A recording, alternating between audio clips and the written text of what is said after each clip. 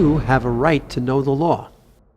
Hello, my name is Ted Robinson, and I've been a practicing criminal defense attorney in Nassau County, Long Island, New York, for more than 40 years.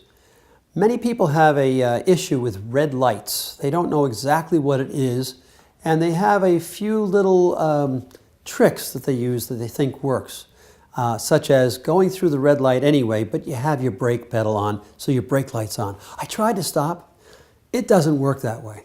That's just a misunderstanding on your part if you've been doing that.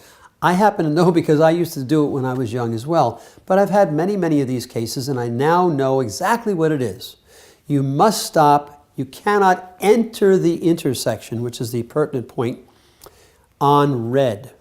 The whole idea of a yellow light is to forewarn you so you don't enter the intersection on red. Can you enter the intersection on a yellow light? Yes, you can. Even if it turns red while you're in the intersection, you're still acting lawfully. The problem is how do we know whether you were in the intersection on red or yellow? That's what it often comes down to between a police officer's testimony and the motorist's testimony. Now, the other part of this is where does the intersection start and stop? And there are two possibilities here. One is at the line that's drawn on by the traffic department. If you cross that line, many times the police will claim that's the beginning of the intersection. But in the law, where the curb side is on the cross street, where it intersects with the street in which you're traveling, that's where the intersection starts. Even if there's a curve where the two would intersect, that's where the cross street intersects. That's where the intersection starts.